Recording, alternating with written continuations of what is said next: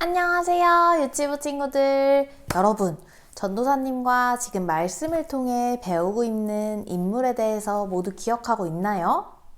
이걸 맞추는 친구에게 전도사님이 선물을 줄게요. 맞아요. 여러분들이 생각한 대로 아브라함이에요. 그런데 전도사님이 여러분들에게 준 선물을 다시 전도사님에게 돌려주세요 라고 한다면 여러분들의 기분은 어떨까요? 화가 나고 아마 기분이 나쁠 것 같아요. 전도사님이 준 선물이 사탕이든지 아니면 정말로 큰 선물이든지 그 어떤 선물이라도 기분이 좋지는 않을 것 같아요.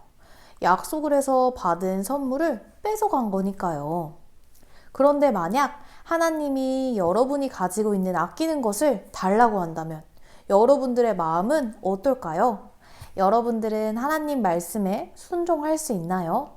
만약 우리에게 이해할 수 없는 일을 바라시는 하나님, 그럴 때에도 여러분들은 하나님의 말씀을 따라서 순종하고 하나님이 원하시는 대로 행동할 수 있을까요? 이 질문에 대한 답이 바로 성경에 쓰여져 있어요. 오늘 말씀을 통해서 우리 한번 다 같이 살펴보아요. 하나님 말씀.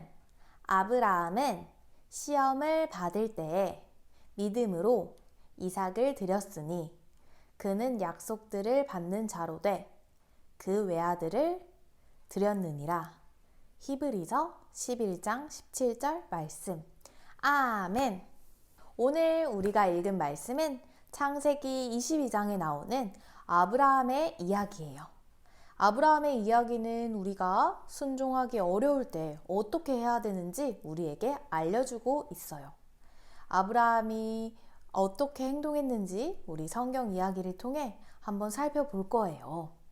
하나님이 우리에게 무엇을 가르쳐 주시기 위해 그런 이 말씀을 우리에게 들려주시는지 함께 들어보아요. 아브라함에게 아들을 주겠다고 약속하신 하나님은 그 약속을 이루셨나요? 네, 맞아요. 아브라함이 100세가 되었을 때 하나님은 약속한 대로 아브라함에게 아들 주셨어요. 그 아들의 이름은 바로 이삭이에요. 이삭은 웃음이라는 뜻이에요. 아브라함은 이삭을 아주 많이 아끼고 사랑했어요. 하나님의 약속이 오랫동안 이루어지지 않다가 하나님이 그 약속을 이루셨기 때문에 아브라함은 이삭을 정말 사랑했던 거였어요. 그러던 어느 날 하나님은 아브라함을 부르셨어요. 아브라함아, 아브라함이 대답했겠죠. 하나님은 아브라함에게 이렇게 말씀하셨어요. 너가 사랑하는 아들 이삭을 데리고 와. 그리고 그 산에서 이삭을 나에게 제물로 바쳐라. 예전에는 하나님께 예배를 드릴 때 제물을 바쳤어요. 동물을 찔러 죽이고 제사를 드렸는데 하나님이 아브라함이 정말 귀하게 아끼고 사랑하는 아들 이삭을 제물로 바치라고 아브라함에게 말씀하신 거예요.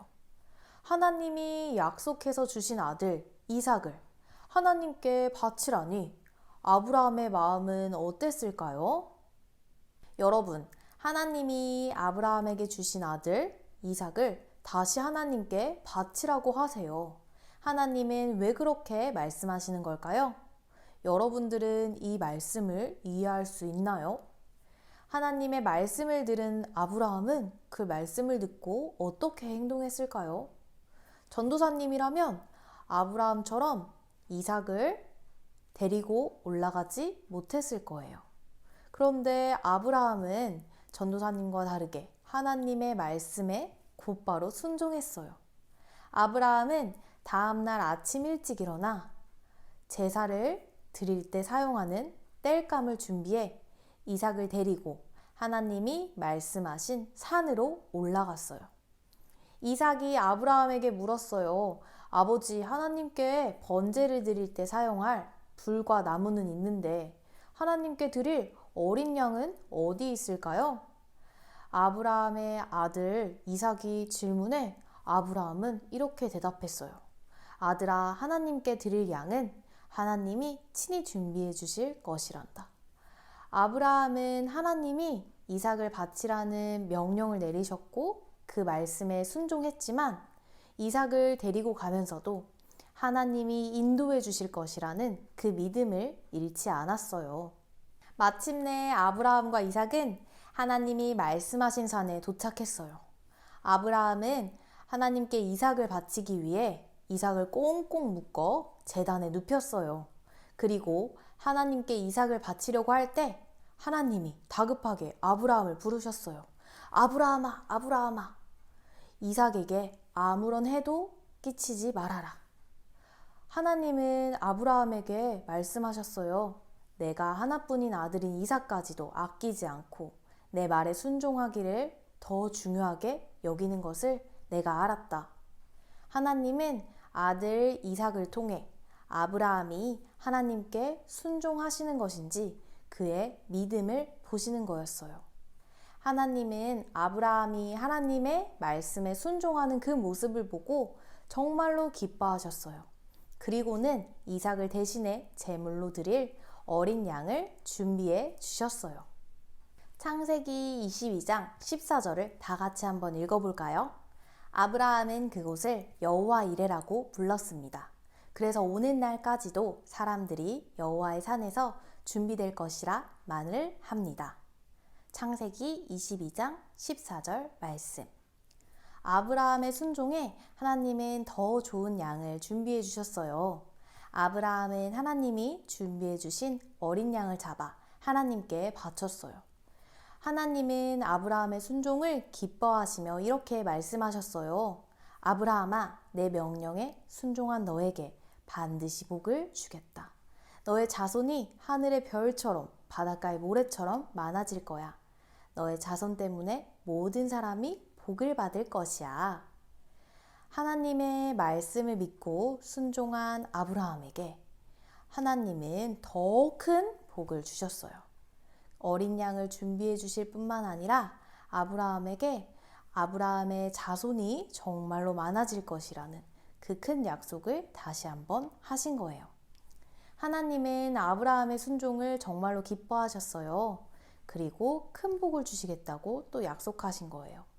하나님은 예수님을 믿음으로 하나님의 자녀가 된 우리에게도 하나님의 말씀을 끝까지 순종하기를 바라세요. 때로는 우리가 이해할 수 없을 때가 많이 있을 때도 있어요.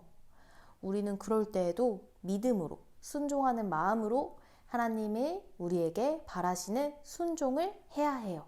하나님은 우리의 순종을 보고 기뻐하시기 때문에 우리가 어떻게 하는지, 그 하나님 앞에 순종하는지 그 모습을 보실 거예요. 우리 유치부 친구들도 그렇게 하나님의 말씀에 순종하는 어린이가 되기를 바래요. 우리는 그런 하나님을 믿고 우리가 이해할 수 없는 하나님의 말씀에도 순종할 수 있어야 해요. 때로는 동생이 잘못했을 때 내가 혼날 때도 있고, 때로는 다른 사람이 내가 좋아하는 간식이나 장난감을 양보해달라고 해야 할 때도 있어요. 그리고 어떨 때는 너무 힘들고 엄마랑 떨어지기도 싫은데 예배를 드리러 와야 하고, 이렇게 어려운 일들이 여러분들의 삶 가운데 있을 때도 있지만 하나님은 여러분들에게 그 모든 과정에서도 순종하기를 바라세요.